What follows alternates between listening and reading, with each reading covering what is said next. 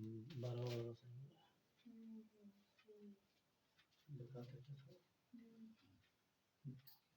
मेरे प्यारे बच्चों, मैं सत्यदेव त्रिपाठी आप लोगों के लिए आज एक बहुत महत्वपूर्ण इम्पॉर्टेंट ट्रिक लेके आया हूँ जो बहुत ही महत्वपूर्ण है और आप बड़े से बड़े फिगर में डायगोनल संख्या याद कर सकते हैं।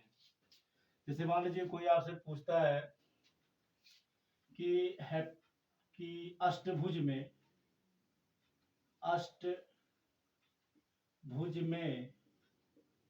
में कितने विकर्ण होते हैं। अंग्रेजी में इसको डायगोनल होते हैं। तो प्यारे दोस्तों, अब अष्टभुज जब हम बनाएंगे तो ऐसे बनेगा, ऐसे। तो अष्टभुज के लिए हमें 8 पॉइंट लेना पड़ेगा। 1 2 3 4 5 6 7। एक कहीं पॉइंट हम यहाँ ले लेते हैं, एक पॉइंट यहाँ, एक पॉइंट यहाँ। अब यदि इसको हम ऐसे मिलाएं तो आप देखिए कितना कॉम्प्लिकेटेड फिगर बनता है। फिर इसमें विकर्ण का संख्या याद करना शायद बहुत ही कठिन है।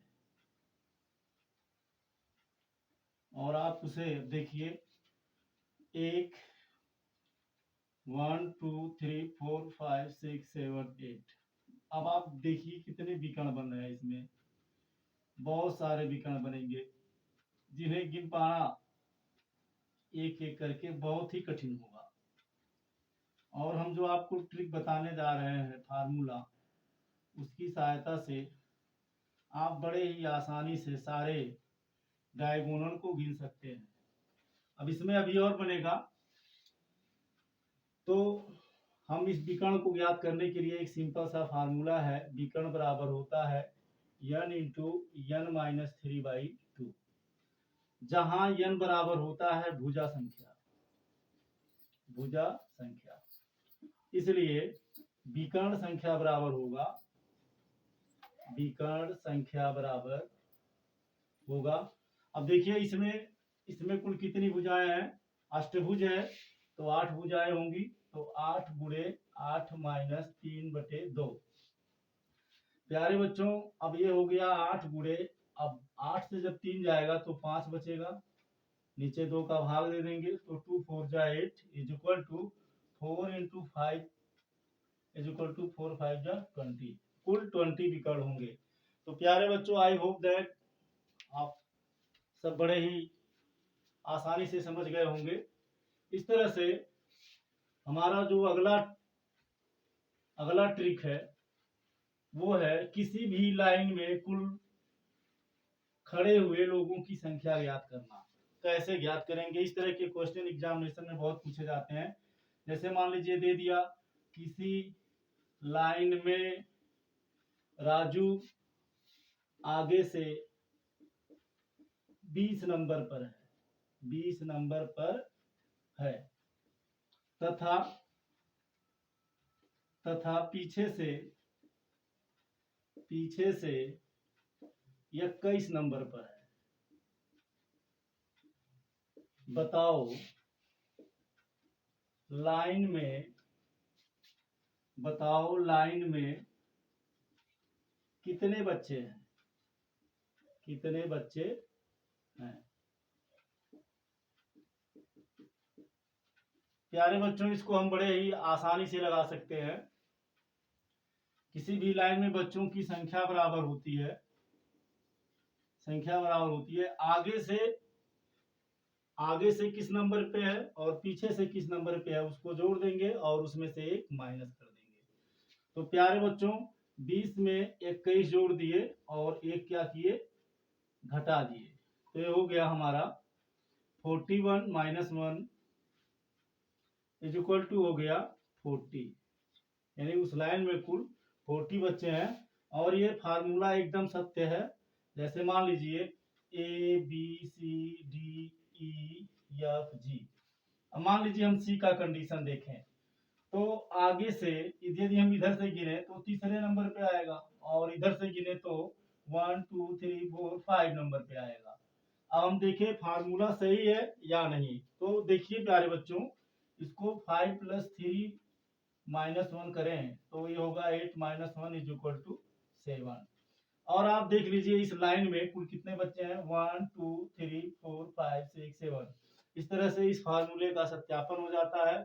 और हमें आशा है कि आपको ये वीडियो बहुत ही अच्छा लगा होगा और आपकी समझ में जरूर आया होगा। इसी तरह से जैसे बहुत ही हम लोगों से आप लोगों से प्रायः लोग टीचर्स या और लोग पूछ लेते हैं कि बताओ 3 4 2 6 से कुल कितनी संख्या बनेगी, कुल कितनी संख्या बनेगी। अंकों की पुनरावृत्ति नहीं होनी है, अंकों की पुनरावृत्ति नहीं होनी है। अब देखिए कह रहा है बच्चों कि 3 4 2 6 कुल कितनी संख्याएं बनेंगी। तो अब लेकिन आपको एक अंक सिर्फ एक ही बार लिखना है, मतलब आपको क्या करना है कि इसका प्रयोग करके कुल कितनी संख्या बनानी है। तो कुछ करना नहीं है, आप पहले नंबर कुल संख्या गिनेंगे, कुल कितनी संख्या है यहाँ लिखिए कुल संख्या। अभी आपका फटाक से आ जाएगा जादू। तो और एकदम बड़े ही आराम से आसानी से आप समझ जाएंगे कुल कितनी संख्या है, 1 2 3 4 हो गया 4। इसलिए बनने वाली कुल संख्याएं बराबर होगा।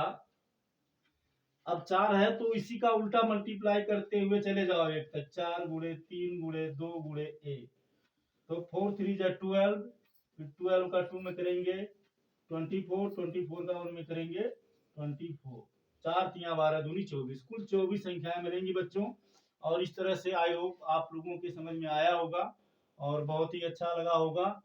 और अब हम आशा करते हैं कि आप लोग अच्छे से समझ गए होंगे, और हम फिर अगली बार आप लोगों के लिए ऐसे ही कुछ महत्वपूर्ण ट्रिक लाएंगे जो बहुत ही अच्छा होगा। और ये सब सवाल हर कंपटीशन में पूछी जाती हैं, चाहे वो टेट का हो, चाहे वो सीटेट का हो, चाहे वो रेलवे भर्ती का हो, चाहे वो एसएसबी के भर्ती का हो। इसलिए ये क्वेश्चन बहुत ही महत्वपूर्ण है।